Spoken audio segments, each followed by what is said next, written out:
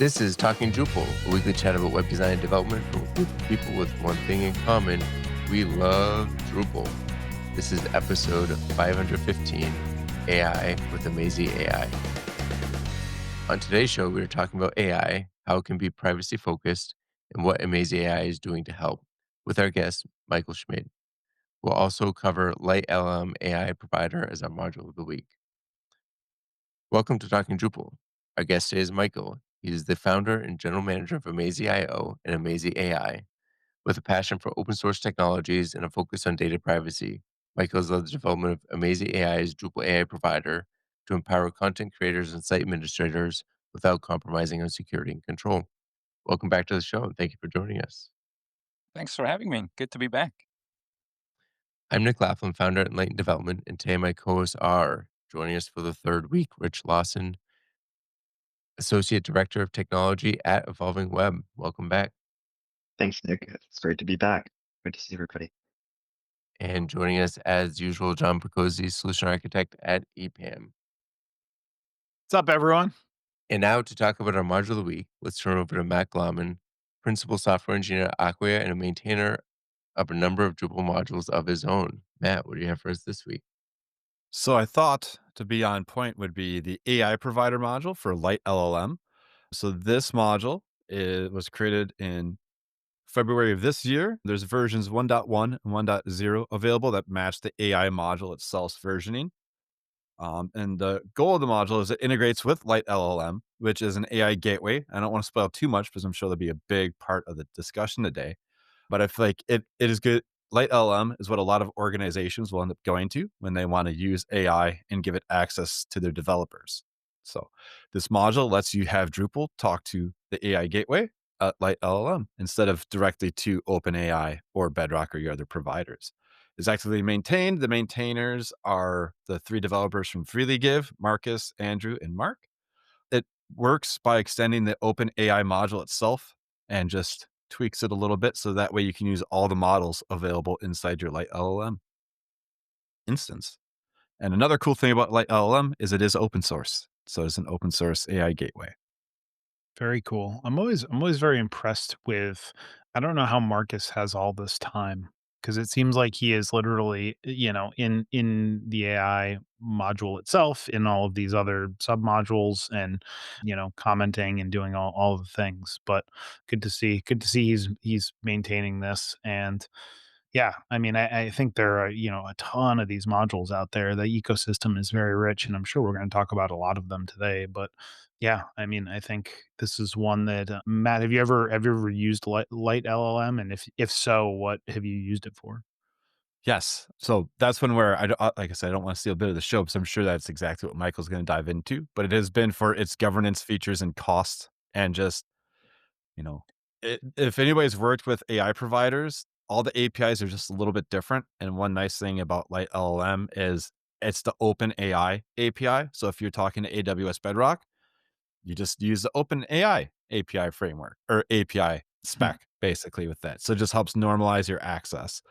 So, interesting. so Drupal's already doing some of that by allowing you to swap providers, but it sounds like this is more it's better for inter-project compatibility too. Like if it's a large organization, you have multiple teams integrating with AI, it's great to use this because then everybody's integrating to the same point. Yeah. It's a And I can proxy, say right? like, yeah, for internally for us is to make sure that developers can have access to LLMs at scale and monitor costs between departments. Okay, Hmm. very cool. I also love their pricing model, which is if you're open source, it's free, and if everybody else is considered enterprise, and you have to get in touch. So no way to know how much this is going to cost you. Interesting. So because I feel like I'm a dummy when I'm like, "Oh, AI, I got the AI, I know what AI is. Oh, LLM, I know what the acronym stands for."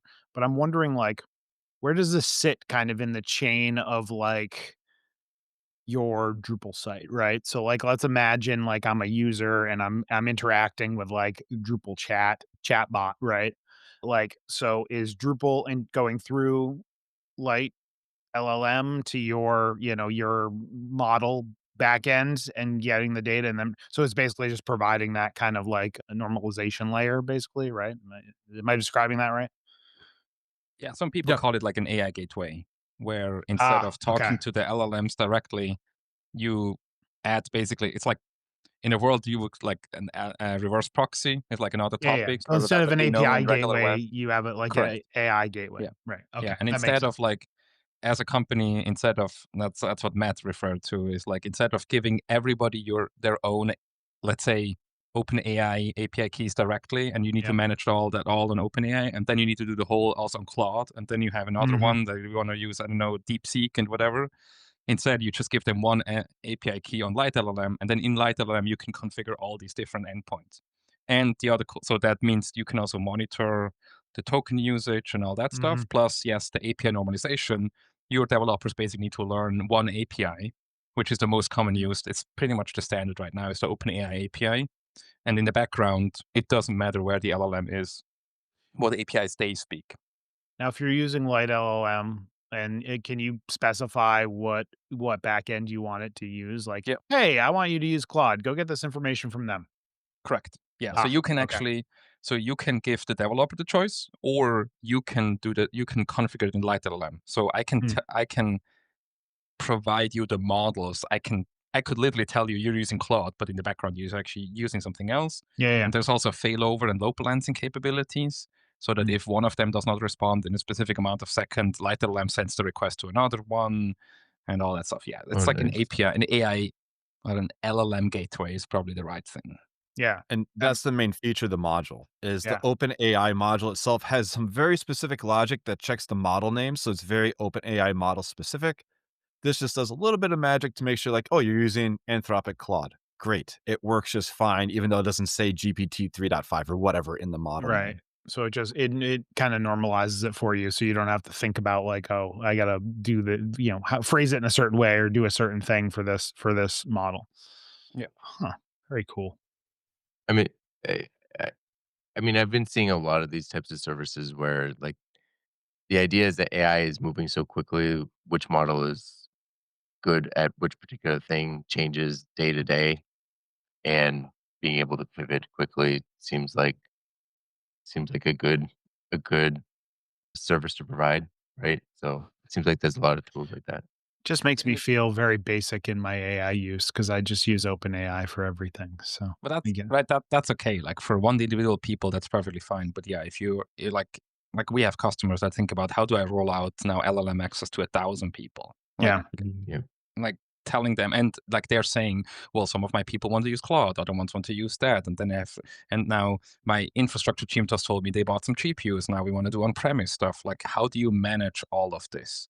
And Yeah. so having one centralized point where everything goes through just makes it a lot easier, and that's what LiteLLM It does. it it it it also depends on the integration side too, because I have a friend that part of his job is writing AI for the company that he works for, right? The actual LLM side and logic, and so he uses a lot of AI internally, and he's told me that it's not just the model or the company, it it's also the integration that you're working with. So, for example, we all know Gemini in general is pretty bad, but they just had a new release. 2.5, I think. And he said that 2.5, if he uses it through like an IDE integration, it's the worst thing he's ever used. But if he uses it directly on the Gemini portal, it's currently the best code writer out there, which I don't know if Light LLM can help with that, but it's an interesting use case. Hmm. I mean, you can.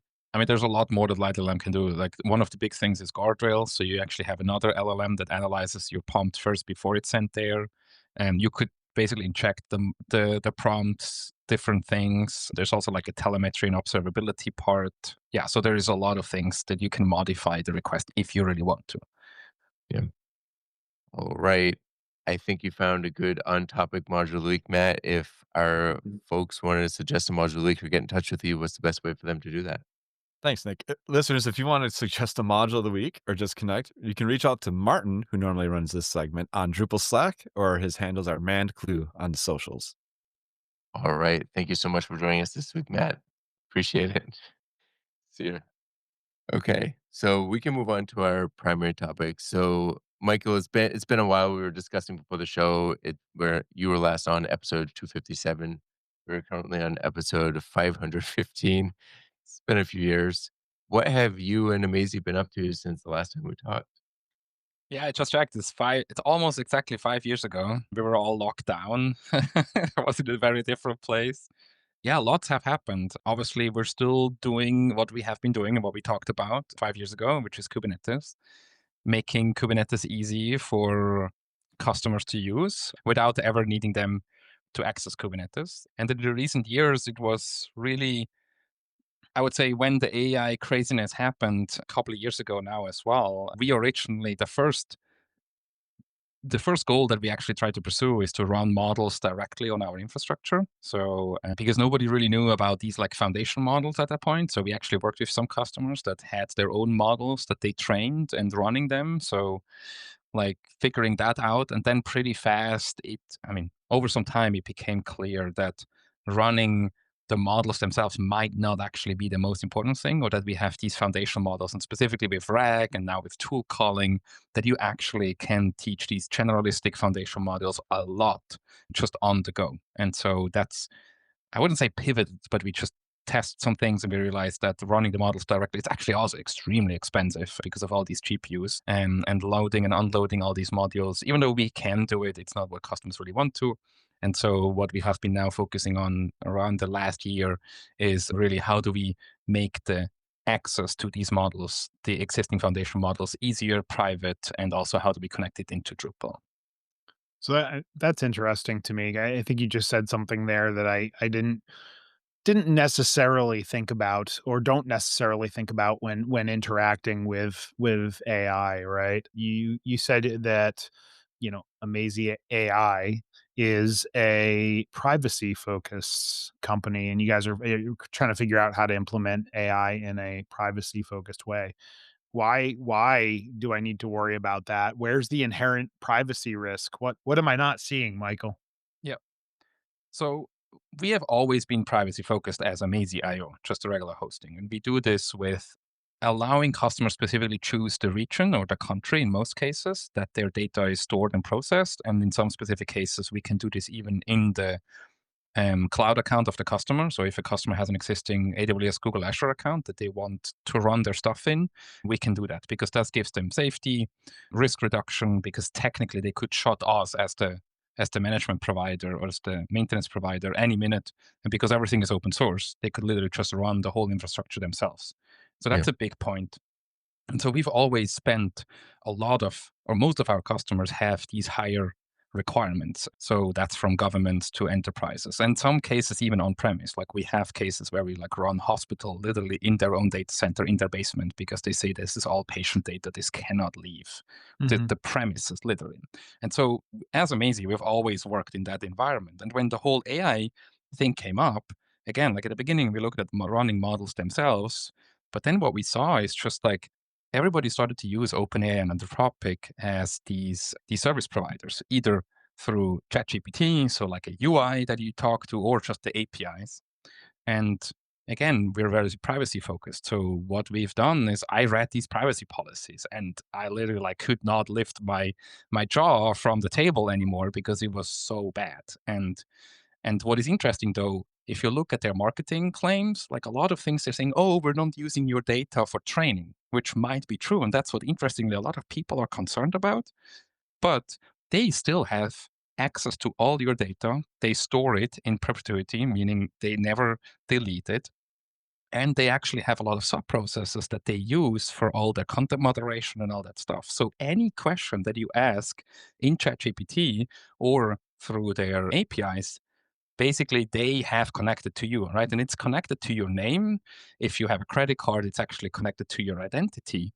And that's really the concern that we have, or that I have, is that this Mhm. data will somehow be used against you in one way or another. Or maybe it's not against you, but this creates massive honeypots, like we see recently with the app that got hacked, right? So it's just like the company maybe behind didn't want to do anything bad, but They had a Yeah. Firebase account open, and so the data is gone. I mean, obviously that's negligence on the company side, but also some case. So it just creates these honeypots of a lot of data that can be used massively against you.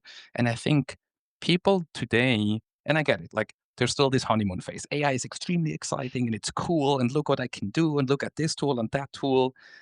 But what I'm really trying to do is wake people up and saying this is all cool, but be aware that all your if I go to ChatGPT, I'm handling basically any data that I put in there. I need to be aware that this maybe is public and connected to my name at one point. So you need to be very aware that what you put in there is basically public data. Maybe Well, not right now. I think but I think that's a really interesting PSA for folks, and maybe not so much people listening to our podcast because maybe hopefully they know better. But over the last couple of weeks, I've seen two different scenarios where one was a post or an article somewhere, some global paper, I don't remember which one, was talking about how people are developing AI girlfriends, relationships with AI, like, right? So like maybe they're telling them things that they would typically tell somebody that they're very close to, right? Not realizing that that data is now stored, as you said, in perpetuity, and could come back to bite them, right? So that's one use case where you're saying these things and I'm kind of like, oh well, that kind of stinks for that person, right?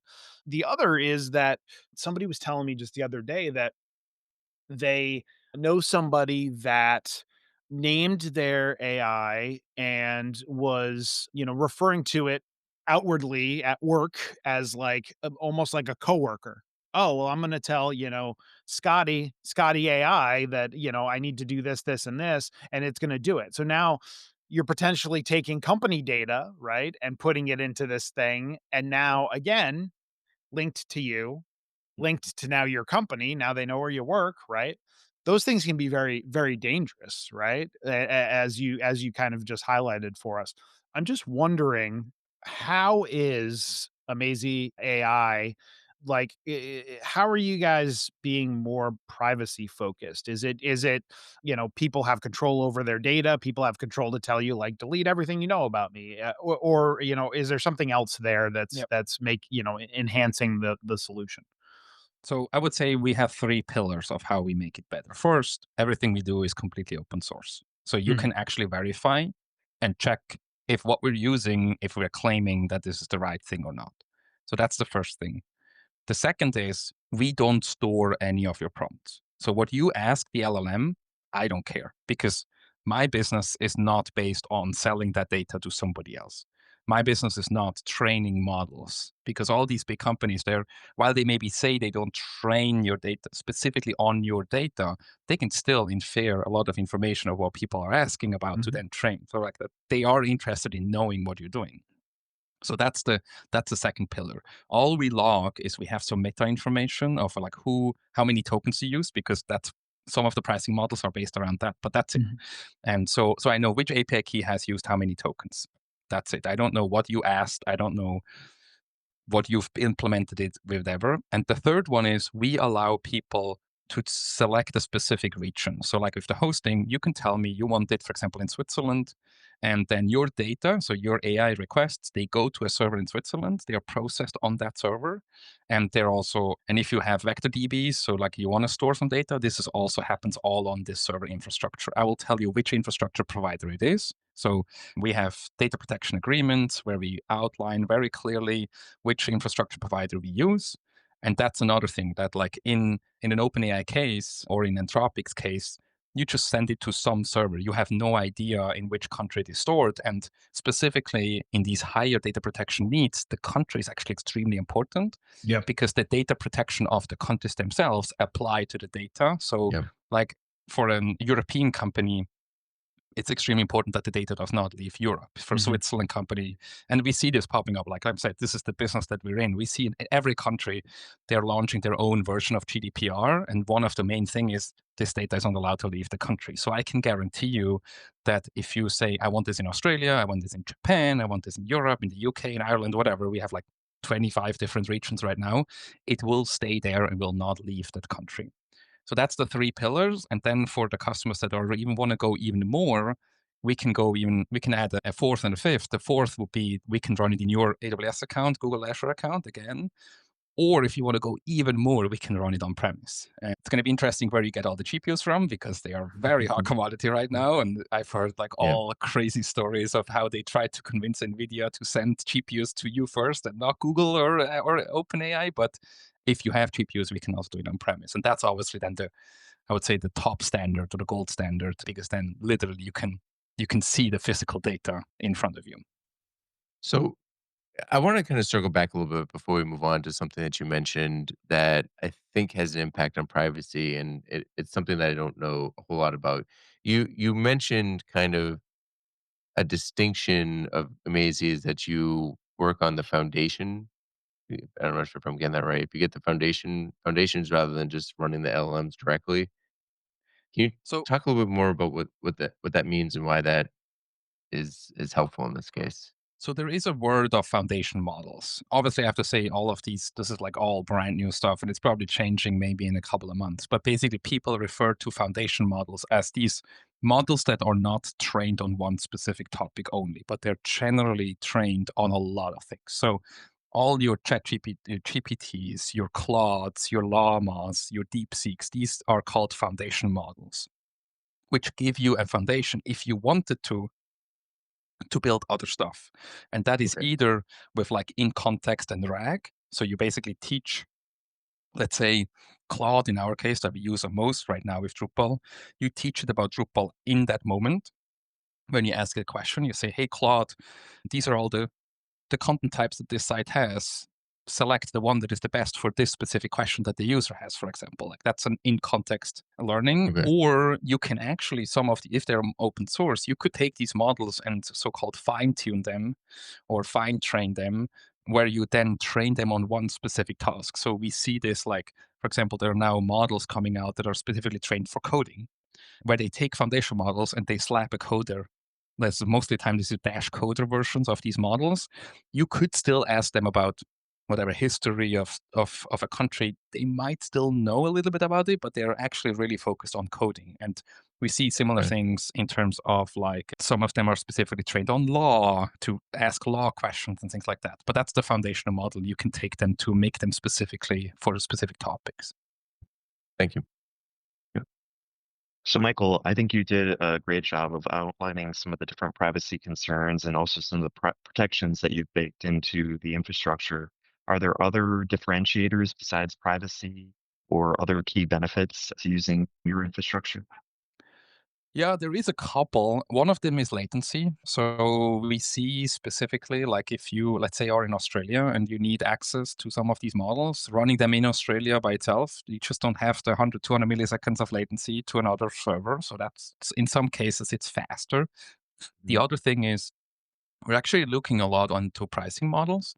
A lot of times these token or these providers, they just charge you by the token. And a token is a very weird concept that is like in the machine learning world, AI world, everybody knows what a token is, but outside of this, like nobody has an idea. So people also asking like, so is a token a word or like how can I influence the amount of tokens that is generated? You can't. If I literally go to the AI and say like, write me a really long answer, this request is going to generate more tokens and you can't stop it. So we're also looking into different pricing models to basically say instead of charging everybody individually for tokens, which is then like very unclear, Hmm. we're looking at more pricing models that we say, hey, we give you a fixed price per month. And as long as you stay like in a regular usage of normal people, that's what you're going to pay. Like you don't have to worry about that suddenly 1 month you pay $1 and then the next month you pay $100. Now, if you're a developer, that's obviously cool because you pay for that. But specifically what we are working with enterprises, they want predictability. And that's actually another thing where we separate ourselves, that our pricing model is actually a fixed price per month rather than token based. And like this token anxiety that I've heard before is, Hmm. yeah, it's just gone. And we basically cover, or the fact that we have multiple customers, we can then basically smooth out the cost for all of us. Hmm. Yeah, I mean, I prefer services that I use. I prefer that too, right? Like, I prefer a service like where it's like, hey, I'm paying you and you give me a server that has 1 CPU and 2 gigs of RAM, and I can serve as much traffic as I can get that server to support. And then if the traffic goes up and I don't increase the resources, the site goes down. But if I get sustained traffic, I just increase the resources and pay more versus the other provider model, which is like, hey, we charge you based on the number of page views you get. Your site's not going to go down, but surprise, here's a $40,000 bill because AI started scanning your blog for no reason. Yep. And so, yeah, I prefer that as well. Absolutely. So, can you talk about some of the more concrete use cases of this service? So you mentioned like you can do some in context training of like here are the content types for the site. How exactly are those integrating with Drupal here? Are they Yep. doing changes to the website? Are they guiding changes? Are they documenting things like that? How are your clients utilizing it in the context of Drupal? Yeah, I think that's honestly right now the most interesting question is that we have built, or Drupal as a AI framework is extremely cool. And I think we have a running list of like feature ideas that we could come up. And I think it's like a 300 different use cases of how you could use Oh AI wow. in Drupal. But that's also the problem, right? It's so wide and so vast of what you could do. I think for the next years, we're going to find new ones. But what I can tell you right now is a lot of customers are asking about search. And that's mostly because the existing search systems with like Solr or Elasticsearch, while they're also adding AI capabilities, obviously, but if you just look at what has been used so far, they're actually quite dumb. They're really good in finding keywords, but they don't actually understand the question of the user. So we have a lot of our demos. Like if you look in recipes, like a solver already jokes between the difference for Italy and Italian is already a difference for and solver. So if I ask, do you have any recipes from Italy? And the word Italy never appears in any of the text, but it's just Italian. It's like you cannot do anything with it. Like it will respond with no answers. Now you can go to the solver and configure keywords and matching, but like then you're going to re-implement the whole English language. And then obviously an AI model understands if somebody asks like, hey, do you have any recipes from Italy, that it also Italian recipes can also respond. But not only that, because the model, again, these are foundation models, so they have been trained on language and they understand that even though the word Italy or Italian doesn't actually need to appear in the content, the model still understands that like a pasta or pizza or a recipe is most probably has to do with Italy. So they can actually respond now to stuff that never ever would be able to do because they can analyze the content in a completely different way. And that's Hmm. for a lot of customers what is right now the use case that most people can understand because AI can also show it very easily. Have a demo site. It's like, here's the current search. This is the new one. And that's so for a lot of search heavy sites, we were immediately able to show that we just analyze all the searches that people do and their clicks. We can literally show the same in an AI world and how the responses are immediately better. So, and then obviously the other thing is that like in the regular Drupal search, every search is a completely new start. Like you start from the beginning. Like if you ask for something and you have 500 results, you can say, okay, now within these 500 results, show me, or I'm actually looking, I don't know, for a recipe of Northern Italy. And an AI can do that. So you actually have a natural language conversation with it. And so that's right now definitely the use case that most people understand and could see how this can help them. But again, this is one of 200, so I'm happy to talk about others. But yeah, that's definitely one of them. Well, Let's list all 199 other. yeah, and in alphabetical order. No, I mean I think a, a great use case, right? That people are very familiar with even now because you go to Google and you say, "Hey, I'm looking for this," right? Or what's the answer to this question? And it says, "Oh, well, yes, you can do X, Y, or Z, or this is the information that you're looking for, and here's the page that we got it from with a little link," right? And like that experience is just more feels more natural, right? Back in the day, and I'm using air quotes for those people that are listening. back in the day, right? You used to type something into Google and then you had to go through the pages of results to be like, oh, what's the right answer here? Now it just seems like it's being offered up to you in a more digestible way. Correct. I've also seen people, dropping images in, like, hey, add my friend John to this image, or hey, something I use it for. I actually just used ChatGPT this morning to write a LinkedIn post because writing things for social media is painful to me. So like, I think all of those are pretty interesting use cases, but depending on what industry you are in or what company you work for, right? You may want to use a private LLM for that, or a Yep. private model for that. One quick question that I had as a follow-up to your search example, Michael. For Drupal sites, are you often seeing your clients wanting to basically set up like the natural language processing and, through AI, and then continue to use like an Apache Solr or an Elasticsearch, or are you seeing them moving to vector databases, or like a mix? I'm curious about that. I would say that's really like the discovery place that we are in. So technically, you can implement it in both ways. You can completely forgo the regular search part and say, hey, don't, or just use vector DBs and also give me the response as like, it looks in ChatGPT, just you only talk to your content. And then you obviously can, like we see this a lot, like with governments, for example. And so like, right, if I can say, hey, what are the requirements for me as a Swiss person to integrate into Australia? Instead of reading a document, it can literally give me an answer right back. So that's where like and natural language processing is really good. But there's other cases where you still expect like a list of answers. You just want them ranked with natural language processing, and that's possible. So you can actually in Drupal it's called Boost. So you can actually use the AI to inject an additional boost into the Solr responses. That Solr says, hey, these are 50 results, but I don't really know which of them in which order. So then it asks an AI, in which order should I do these 50 responses? And then the AI will say, hey, this article is most probably based on the question more important. Then it will put that one on top.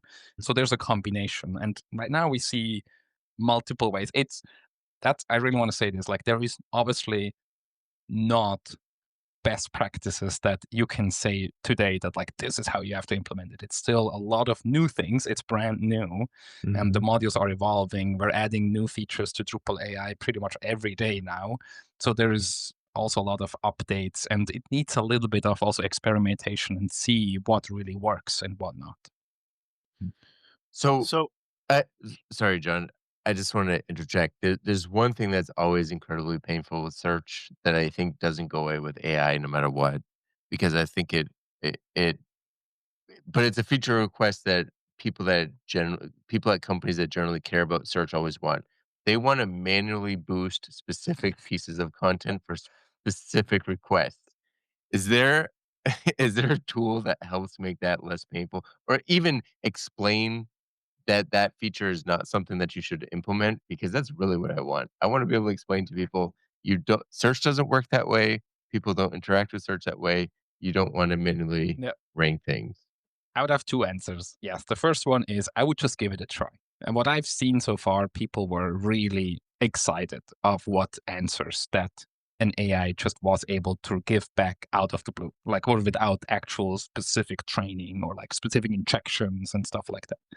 However, we also have cases where, yes, customers like there's a content on the website that they really don't want to be ever used. And there are a lot of, so that would be the second answer. We still have capabilities to change the behavior of it. And there's a lot of different ways. So you can just not index it. If it's not in the vector DB, the LLM is not going to find it. So that's another alternative. So you can really have a flag or a taxonomy term or a field on a node that does not index in the vector DB, and then it will never arrive, and your LLM will never answer to it. So that's one way.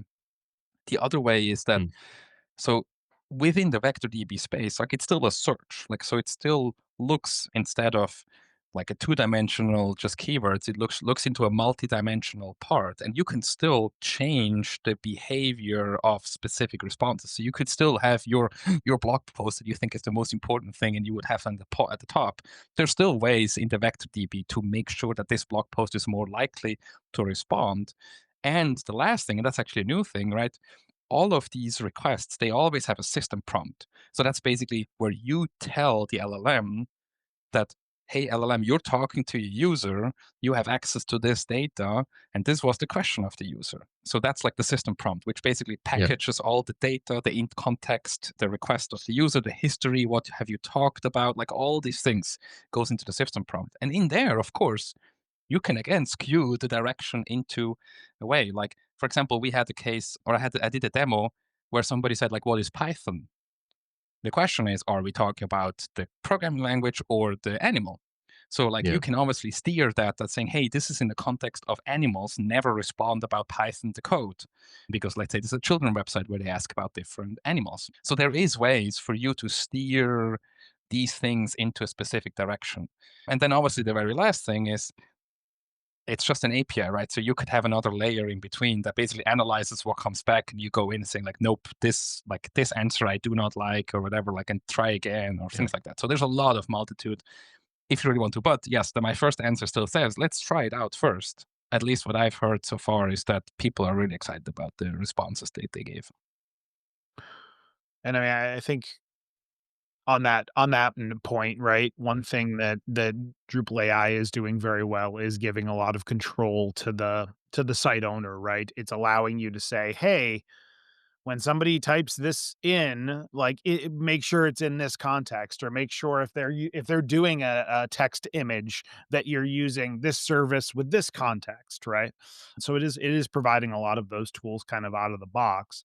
But one thing I'm curious about, and this is probably going to be like an AI dum dum question, so brace yourself. But getting back to kind of amazee AI's service and being privacy focused, right? You're working with people's own kind of LLMs and models, right? What if I want to use, ChatGPT or Claude in a more secure way? Is there a method for me to still use the amazee AI service, or am I just going to have to go kind of use those other services directly? No, so that's actually a cool thing. So we can actually offer ChatGPT or Claude in a private way. So how this Hmm. works is that, so today we have proprietary models and we have open source models. Mhm. An open source one is like DeepSeek or Llama. I can download them and I can run them on my servers. No problem at all. And I can guarantee you, like, nobody else has access. With the proprietary models, there is now where actually these model creators, so Anthropic or OpenAI, actually give the models to specific infrastructure provider. So Google, Azure, AWS, Mhm. they actually get the models from, let's say, Anthropic, so they can run Claude, for example, on servers in Switzerland, and the data is never sent to Anthropic or anyway. So these models just run within these AWS servers that AWS guarantees me that they are in Switzerland only. So I can use them in a private manner Mm. without the fear of these models talking back to Anthropic. And that's what we are doing. So that's how we give access to these proprietary models in a private way. Plus, we also have the open source models that obviously I can run anyway. I have a I'm gonna double down on my dumb dumb question here, but, like, when we talk about models, right? So, like, is the model really just the mechanism in which it's taking your tokens and separating them and then searching the LLM for the data?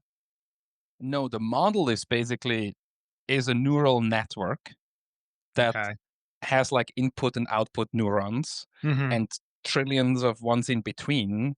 And that's basically, and in the LLM world or in the machine learning world, they have weights and biases, how these neurons are connected with each other. Mhm. And so basically the model is basically the definition of these neurons and the weights and biases between them. So that's if you download, let's say, Llama 4, that's what you would see. And if you could look inside of it, you would see a neural network that has Yeah. input, and the input is basically your text. Got it. And So when we say model, we really mean like, it's just a shortening of LLM. Is that fair to say? correct, but there's just Yeah, yeah. other models beside of LLM, right? So you have video models, Got you have it. Got it. Got it. you have audio models. So model is like the top term, and LLM is one of them. But there's Yes. other sisters or And brothers left to LLMs. and it's a combination of several things. Like, what was the training data? How long did they process the training data? How many connections were they allowed to make? And that's one of the ways that For example, OpenAI gets away with it. They'll say that it's open source, but they're not open sourcing like all of the actual pieces that you really need to be able to build it yourself, Right. right?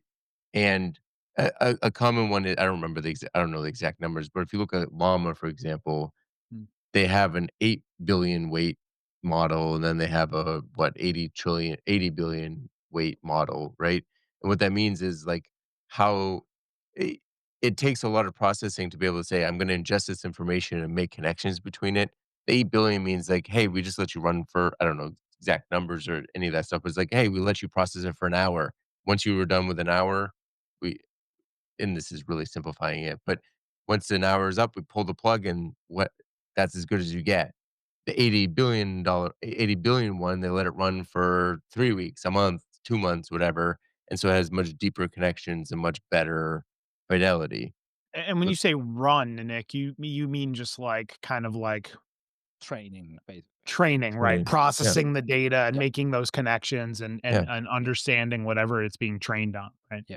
And you can actually, like, there's all kind of great stuff. So they train only the big model, and from that you can actually make a smaller model from it, and like, Little baby models. yeah, Yeah. and that's like, if you have access to the weights and biases and the neurons themselves, you can actually continue training on top of them, right? So you can, like, that's one of the things, like, you can basically have the model just to ingest more and more and more about one specific topic, and then you have your deep seek, I don't know, how to talk like a baby model that can only talk like a baby type of thing. We're bordering on horrifying here because now we're talking about neurons and like pathways, and I'm like, oh my god, it's Welcome. a brain, it's gonna take over the I world. mean, I don't. there's a reason why it's called a neural network, right? Yeah, yeah. That's always like, where does HI stop and end? Like, that's obviously like, right now all these Frankly, models, as they, like yeah, a Star Trek fan, it makes me very excited because I always think of like when I hear neural net, I always think of like Lieutenant Commander Data and the fact that he's like, a android, and I'm like, oh man, if we could get to that, that would yeah. be kind of cool. I think we will. Just a That'd be matter of time. that would be awesome. I look forward to that future. Earlier, we talked a little bit about how there are different use cases for, different things that people would want to build. Like we talked a little bit about search. If we think about what you're providing at Amazee with this AI infrastructure in terms of, individual Drupal developers, how does it apply to them? Like what sorts of things are they Yep. thinking about? Yeah, I think the most important thing is that we understand the architecture. So an LLM is basically like an external service that you consume from a Drupal point of view. So that you can compare it to a Solr, a database, a Redis, whatever. So it's basically a capability that Drupal itself does not have. You cannot build an LLM in PHP, or at least I haven't seen one yet. And so you basically have an endpoint, an API endpoint. So Drupal needs to know how to talk to these providers, and it needs to prepare, because an LLM expects one request, which is natural language. So it expects language to tell it what you should do. And Drupal, basically the AI framework, knows all of that. So it knows about system prompts and things like that. And then you add providers to these AI frameworks, and then the provider basically teaches the AI how to talk to one specific provider. So they talk to us, for example, our provider tells Drupal where does the API key need to go, and how does the structure of the request needs to be. And that's why there's all these providers out there, because every provider has slight differences. We try to use as much as open standard. So we actually use the open AI, not as the company, but the standard of their API is what we use, because it's like the de facto standard. But like Claude, for example, decided they're going to use something else, or Anthropic decided they use something else. So that's why you have all these different providers. But they basically teach the AI framework what to do. And the AI framework itself teaches Drupal, hey, this is what AI is, this is how you talk to an LLM. The other piece that we also have is vector DBs. So that's a new way of storing data. But in the Drupal term, we already have a framework for databases or searches, which is Search API. So basically, our model, or as a module from Drupal, the AI model basically talks to Search API. So it teaches Search API, hey, instead of talking to Solr or Elasticsearch, now you can talk to a vector DB, which in our case is a Postgres. And so you just need to be able to talk to Postgres. But it's very similar there. You also have your Postgres provider, basically, that you enable in Search API. And then Search API that knows how to index stuff and how to send it and what have I sent already, and on cron I need to update, like all that stuff that the framework does, we're already using. Like we're not re-implementing any of this. So these are really the two external things. Now, the difference is a little bit that some of these LLMs you can actually run locally. So that's possible. So yes, if you have a powerful enough computer with a tool like Olama, which is basically an app that you install in your computer, now the LLM runs locally. And there's also a provider for Drupal to talk to, but that only works locally. So if you would want to do this in the cloud or in any production, there's no Olama anymore. So then you basically need to talk to our provider. And the really cool thing is what we also see in the Drupal world is that's why it's actually called amazee AI, not amazee.io. You can use amazee AI on any Drupal hosting. It's not just limited to ours, because we realize there's all these hosting providers out there that it takes them a little bit longer out how to implement this, but a lot of people want to use AI. So for us, yeah, you just install the provider, you deploy it, and then Drupal through the internet, obviously all encrypted, it can talk to our endpoints, and it teaches Drupal about LLMs and vector DBs. So yeah, that's basically how the architecture works, and that's what Drupal developers need to use. So they need to install Drupal AI. They need to choose a provider. There's multiple. You can install multiple providers if you want to, and then they build whatever cool features that they build with Drupal AI. So that's the search, and we see all these other capabilities of like you can literally ask Drupal now to create content types. I've seen a lot of people using that. Like instead of going in and creating content types and like you just export the JSON and give it to Drupal and saying here, and then it goes back and just runs, and 5 minutes later and says, hey, I created all the content types for you, because it's literally faster than clicking through the UI of creating all the fields and stuff like that. And so that's like another use case that we see people is that they use now for site building. So let's say I'm hearing this, I'm getting pretty excited. I want to use this. Like, what are the practical steps? Like, if I want to use the piece you just said, I have a fairly standard setup for a client for some content types. We've been working on setting up a recipe, but hey, maybe it's easier just to document this. How do I get started here? What's the So practical the first step? thing you need is the Drupal AI module, or I call it the framework, because it actually doesn't provide any capability out of itself. So, but you download the AI module in Drupal.org, you install it, and there's already a lot of submodules based on what you want to do. So what you want to install is specifically the agent system, and then there's a chatbot system. So that gives you this chatbot inside Drupal. So that's when you're logged in with a specific role, you can see this little chatbot that you can talk to. And then you need to choose for a provider. Right now, there's over 20 different providers. I'm happy to say that I think right now we're the only ones that offer a free trial. So you can download our provider. It's just another Drupal module. You go to the settings of it. We need one email address. That's all to identify you. And then we give you a 30-day trial. So you can completely use this completely for free. There's no limits. And you can go right ahead. And then what you need to do, if you only install one provider, that provider becomes the default. So your little chat window should work out of the box already. If you have multiple provider, there's a configuration setting that you choose like which provider I want to use. But if you only have one, let's say ours that you install, this is the default anyway. Okay. We actually expose models already with the correct Drupal correlation. That's obviously one of the things that we can do. If you, let's say, install the OpenAI module, it asks you of these 50 models, which one do you want to use? And you're like, I have no idea. And so you try all of them. What we do is we expose the actual models that we use, like Claude 3.5, but we also have just the Drupal version that we know tested. So you don't have to worry about any of this. And then you can go right ahead. You can ask your Drupal about create me content types and things like that. Very What interesting. happens after the 30-day free trial? So right now it just runs out and it asks you to subscribe. We have different tiers. There's like a $30, which is like the lowest level. And then we have $100 ones for the people that really use it like a lot. So like, yeah, if you use it like for the search where your actual visitors of the website using it, they're going to use much more versus, but actually the difference is really also about the support that you want from us. So with the higher model, with the higher pricing, you really get access to our team. We help you implement stuff, and the $30 really for the people that just that feel free, like they don't want a lot of the help, like the enterprise white glove type of thingy that we do.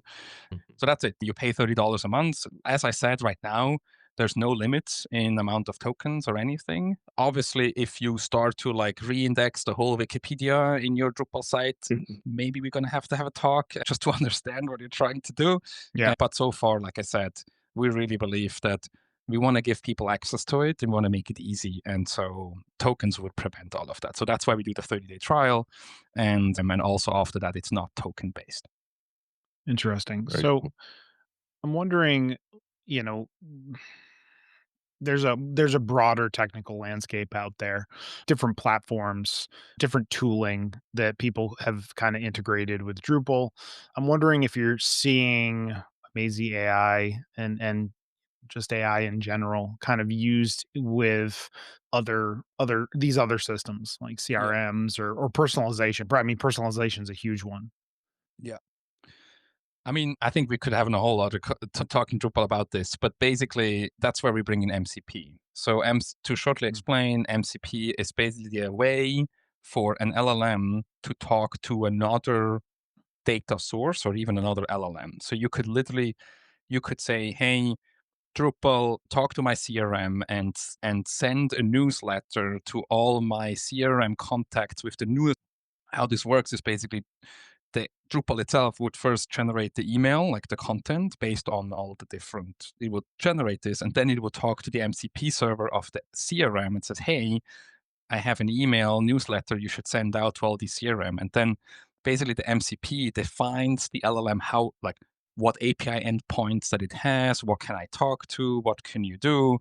So it literally like it can then talk to each other. And the really cool stuff is Drupal, because we have ECA, which most people still like. I hear people call it just rules. So, but this whole approach of doing this whole action based, you can actually combine all of them. So you could literally define an ECA workflow where you're saying, hey, you talk to this MCP first, then you get that data, you enrich it with Drupal data, and then you go there, and then you do that. So there's a massive world I think we're just discovering now where in Drupal, and that's obviously because of all the way that Drupal is built, but also like of all the entity and virtual entities and all that stuff, you can build massive tools that automate most of it. And we've seen this already with some customers where they basically ingest emails into Drupal to analyze them and then do business decision based with these emails automatically and assign them to people. And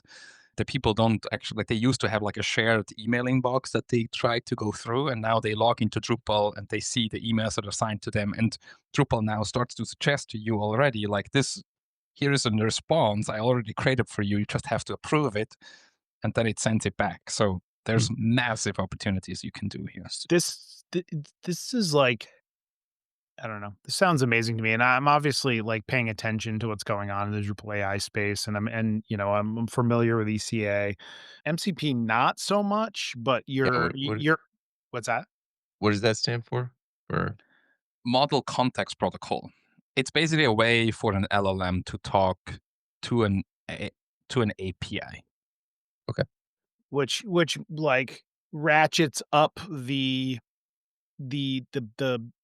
power, the interoperability, I don't know, whatever term you want to put in there. Like it just feels like it doubles down on AI's ability to be more useful. And I think your example there of, hey, I want to send this blog post out to a group of people that may be interested in it based on data they've put into my CRM is like a prime example of a really great use case as to where, I feel like AI and MCP like together could very, very easily solve a lot of the personalization problems that many sites have, where it's like, hey, I just bought this product and now you're sending me a discount to buy the product, which is like the ship sailed, right?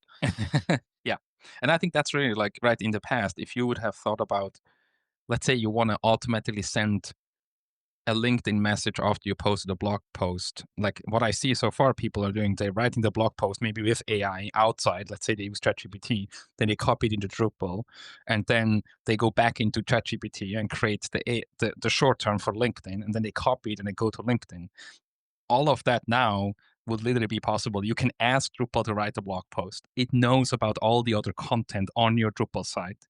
So it can also cross-reference other blog posts that you have written before. It will write it in your language because it has access to all the other blog posts. And then at the end, after blog post is published, it can talk to the LinkedIn MCP server to actually post the message immediately to there, so there's no copy pasting. And then because it has access to the LinkedIn, it could literally, when you go back to your Drupal node, and because you're logged in, it can show you stats how good that LinkedIn message did, and it can actually learn from that, so that the next time that it publishes it, it knows, oh, of these 3 LinkedIn posts, this one worked really well because I send it on a specific time or I use specific words. So it will, the next time it will do it, it will learn, it will analyze the last posts which worked really well. So like all of that can be just so much easier. And because Drupal has this interoperability, yeah, that obviously allows a lot of things that today, if I would come to you and saying, I want you to build this in Drupal, you would need to like, I don't know, a LinkedIn module, and then you can only post, but it cannot log. It's just like, how do you do all of this? And with this AI, with ECA and MCP, it opens up a world of things that I don't think, like, we could only have dreamed of. We So, need to get we so need to get on the recipe building though, because ECA, workflows still confuse the crap out of me. But So the anyway, really that's a cool thing is actually you can ask AI to create your workflows. So you could literally go to ECA and saying, hey, write me a workflow that does X, and it builds it for you. oh, I'm gonna have to try that one. Sorry, Nick, go ahead. no, I was just gonna ask on a more practical note. Like one of the things that we use Google Docs for show notes, right? And then eh, it's not a huge amount of time, but a decent amount of the time that I spend each week working on the show is converting the show notes into kind of a prepared show notes document in HackMD, and then copying and pasting that to like 5 different places, right? Now, we don't want to really move away from Google Docs at the moment because we use it for a lot of things. Like there's pre-show notes, there's post-show notes, there's resource, there's a bunch of stuff that it does. But how realistic? If we're being realistic, if I wanted to build a system where I can just write kind of the finished notes in Drupal and then have it post out those results to the 4 or 5 places we publish to, like how much work are we looking at? Like, is that 50 hours of developer time to build? Is that 100 hours? Because some of the endpoints maybe don't have. Like, I don't know if Patreon has an API for pushing content up Yeah. or anything. Like, how complex is it to build some of these workflows you're talking about? So building the workflow itself should actually be pretty simple. Now with ECA and access to LLMs, you can literally, like, you could give it the Google Doc that is like full of stuff that should not go public, and you could like basically ingest that and say like, create me a show note that can go public, and like, do not mention anything about pre and post and like all this internal information, like ignore this. I only want to like talk about what you can see under the primary topic or whatever, like something like that. And so that would be possible. You could, if and there are MCP servers for Google Docs, you could literally, like, all you have to do is paste the link in, and then Drupal through an MCP server can scrape the Google Doc automatically. Hmm. And you could do that in ECA to then create a node, Drupal node that is unpublished, and you can then look at it and go in and change whatever you want to do. And then when you click publish, another ECA is triggered that then talks to, again, endpoints, MCP servers of all these providers. And so, yes, the question is, do all these endpoint or these places that you want to publish, do they have an MCP server? What is happening right now is that the company or their third party, because it's a conversion of an existing API that already exists to basically a machine, like an LLM readable API. Hmm. Technically, there are MCPs that all they do is just they convert open API schemas into MCP, and that doesn't really work that well, because the way that open API, or like how we have built APIs in the past, if you just do like a one-off thing, it might be okay. Like posting a LinkedIn message is maybe okay because it's one API endpoint anyway. But as soon as you have multiple of them, the LLM is a bit confused that it needs to do like first this and this and this and this. What it expects is I just want to do all of it in once, and then the MCP server basically splits it up into individual API calls. Hmm. So that would be possible. But yeah, I would claim, if assuming there's MCP servers for all of them, with like half a day of work, you should be able to automate a lot of that just out of the box. Because that would save me a lot of time then. because the other side of it that's complex and again, I don't mean to use this show to debug this thing, but I think it's good to have a practical thing to talk about sometimes, especially when it comes to AI. But the other thing that we struggle with, or the other piece that I struggle with for setting this up is it still requires putting the finished asset somewhere, right? The finished product for the videos is anywhere from 2.5 to 5 GB, right? So I can't, Yep. you know, I can't upload that to our hosting provider and then have it move. I mean, that would use up all of our space, right? And so we rely on YouTube for hosting the actual assets.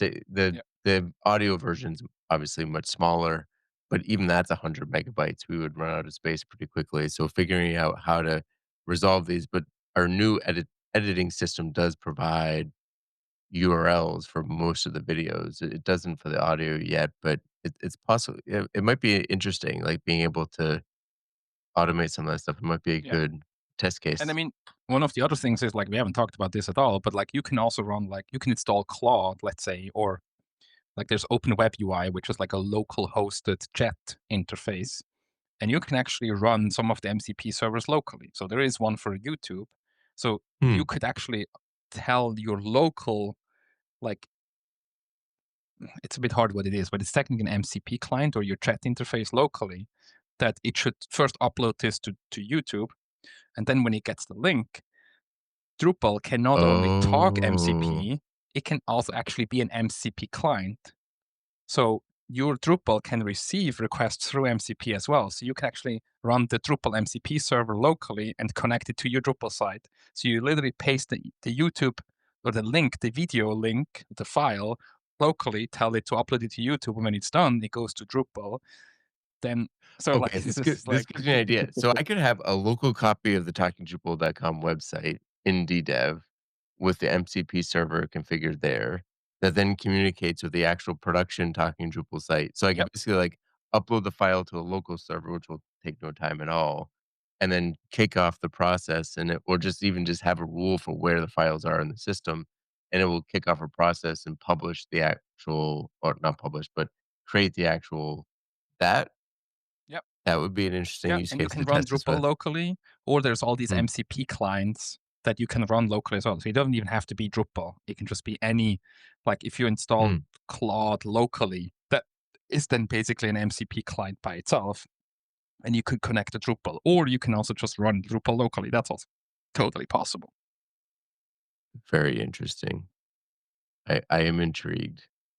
And I sorry, Rich, because I know you have the next question, but there's one other question that comes to mind because I am I would love to use AI to solve that type of problem, right? I love the like I don't have to copy and paste anymore. I don't have like we're but I'm very resistant to using AI to generate content or generate notes, right?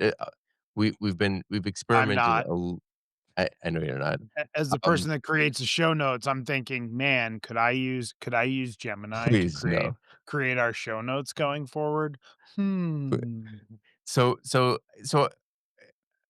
I'm curious if there's a way, if you found a way to lock down that piece so that if it's doing this, it's not like I'd be ve I'd be very for example, I would not want to use this if I found out that during the MCP process where it's moving content from Talking Drupal to Patreon to Libsyn to whatever, that it would also modify the content.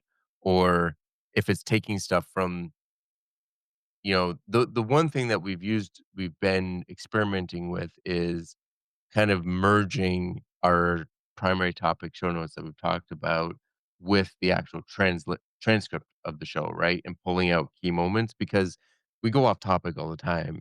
Our listeners will know, but probably may not know this, but we have a list of primary topics and bullet points that we talk about. And then John and I and our guest hosts ask questions about other pieces. And historically, I've just kind of had to make a note of those as I'm editing the show or listening to it or just remembering. But since we now have transcripts, there's a tool that can just kind of summarize that and I can then pull out some of those Yep. pieces. And even that, I mean, that's about the limit of what I'm I'm willing to do because it's pulling from a transcript, which is like a repeatable thing that we can Yeah. see if it's worth it. Like Yeah. it's not generating like, hey, this is what talking Drupal is talking about. It's like this is analyzing something we've already talked about. But is there a way, either with amazee AI or MCPs, of helping kind of limit the generation aspect of it and make sure that it's really just kind of handling the make work aspect of it?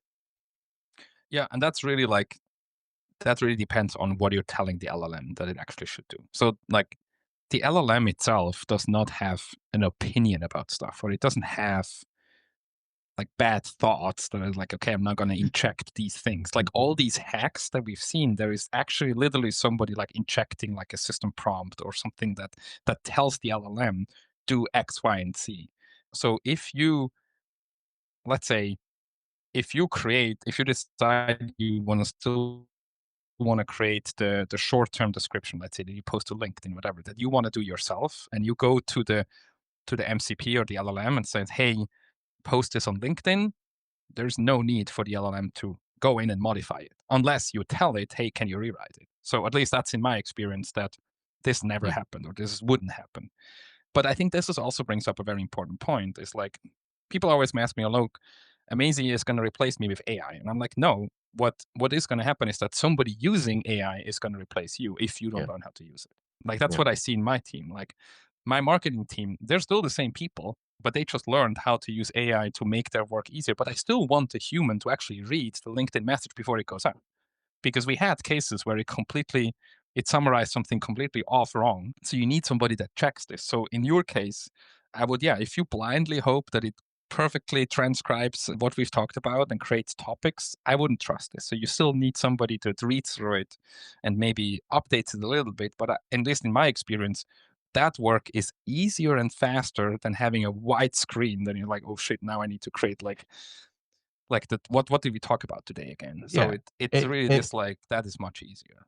and that's the one thing that I'm, you know, like I said, we've been experimenting with it, and I've found that it catches some of those rabbit holes better than I have. And like I said, I think that's because it's pulling it from a transcript of Yeah, the show rather than just kind of just making it up wholesale. But I do find that I do edit it, right? I can't just copy and paste it.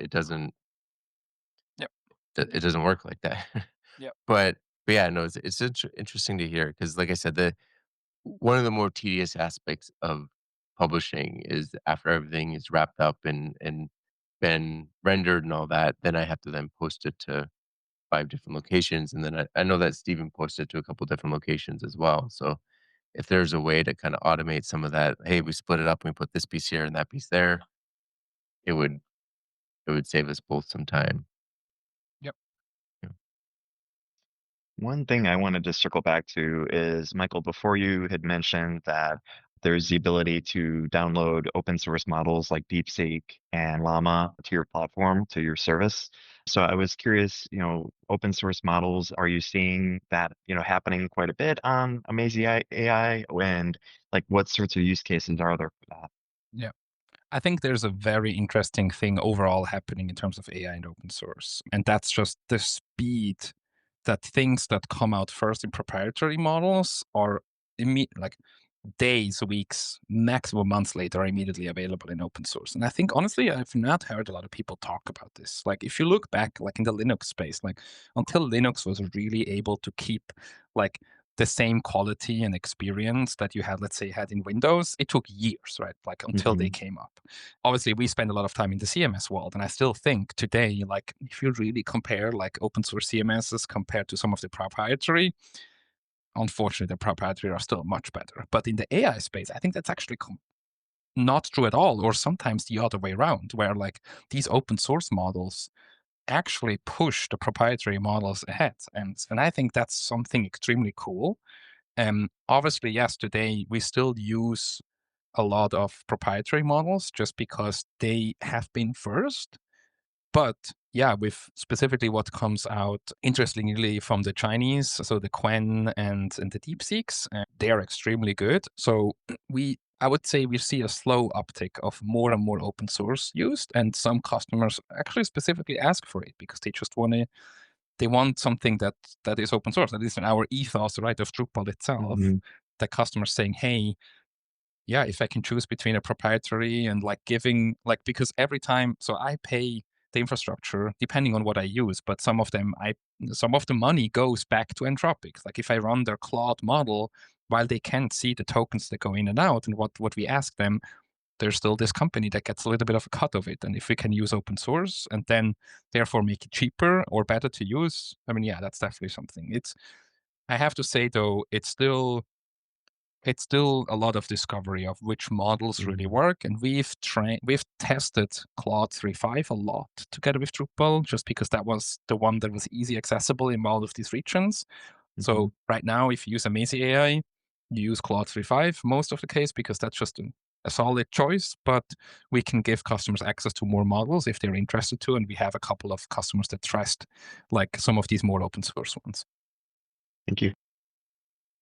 So where does amazee AI go from here, right? What's the long-term plan for the service? It sounds like right now you're working towards, or you're achieving, I won't say you're working towards, the privacy angle, right? But are there other services areas, things that you want to kind of morph into? What's on the roadmap?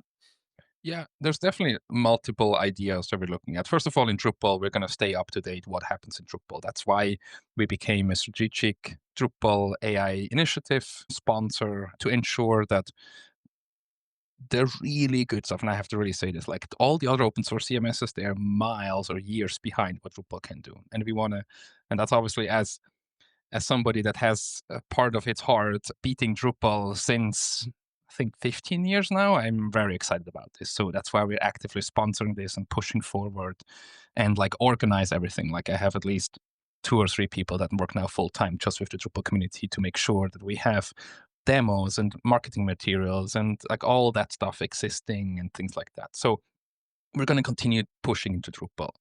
The other things is that we see other frameworks. So Symfony just announced their AI stuff. There's a WordPress team that works similar, and funny enough, they actually all copy what happens in Drupal. So we're looking into these spaces. There, I have to say though, it's even harder to show really cool use cases because again, they don't have this framework system that Drupal has yet. But in the end, right, it's an API. So we can, and because we use OpenAI's API standard and Postgres standard, we can actually very simply connect other CMSs. And I believe that like in a couple of years, if the CMS does not have any AI capabilities, you're dead. Like that's going to be the system that weeds out of all these CMSs we have out there. So that's obviously the place that we're going to next. At a completely different one, and that has nothing to do with Drupal, is that we see a lot of companies actually asking for like a ChatGPT-like interface with private AI behind. So that's one thing that we're working on. We're going to there's a beta coming soon, and we're going to launch a GA behind that. But basically, that's then when you could just talk to your model that has, again, because it has MCP support, so it has access, for example, to all your data in Google Drive. It has access to your Slack. It has access to your Drupal. But you could actually ask this tool to do your tasks, or like to write a blog post of the last 3 Drupal stuff, because that's what we really see. We also see Drupal morphing into, it used to be the only tool that a lot of people used, and now it's just it's part of a group of tools that are used, and doing everything in Drupal all the time also doesn't make always sense. So this capability to have a separate tool where you have a chat interface and you can ask it questions and do tasks for you, but then it can talk to all the other tools, and that's really something that we see right now. You can't do this. Like you can go to ChatGPT and Anthropic or Claude, but then again, you send there all the data. Or the alternative is that you like download OpenWeb UI locally and you run it locally. But that's for the 4 of us here possible. But tell this to other people. Yeah, just download Docker and API keys and like all that stuff. So basically, how do you create a chat-like interface that is completely private, has guarantees of private, but also has access to your data to ask questions about. So that's another world that we're going into. It's obviously very new for us. This is more like a SaaS type of solution, but yeah, that's where we're going to. Very definitely keep me updated on that, because I think I may have a client or two that's interested in that. Cool. So, Michael, thank you for joining us. It's been far too long. It's been 250, 8 episodes since you've been on. So we'll have to have you on sooner than that. Thank you for joining us. Thank you for having me. Do you have questions or feedback? Reach out to Talking Drupal on the socials with the handle Talking Drupal or by email with show@talkingdrupal.com. You can connect with our hosts and other listeners on Drupal Slack in the Talking Drupal channel. And you can promote your Drupal community event on Talking Drupal. Learn more at talkingdrupal.com/TD promo. Get the Talking Drupal newsletter to learn more about our guest hosts, show news, upcoming shows, and much more. Sign up for the newsletter at talkingdrupal.com/newsletter. Thank you, patrons, for supporting Talking Drupal. Your support is greatly appreciated. You can learn more about becoming a patron at talkingdrupal.com and choose the Become a Patron button. All right. If our listeners had any questions or about your service or you, Michael, how can they best get in touch with you? Yeah, you'll find me all in different places under the name Schnitzel. So I'm very excited to go back to Vienna, by the way, to DrupalCon Vienna. But yeah, find me on Schnitzel either on Slack, on Drupal.org, or just via amazee.ai. There's a contact form there. And Rich, how about you?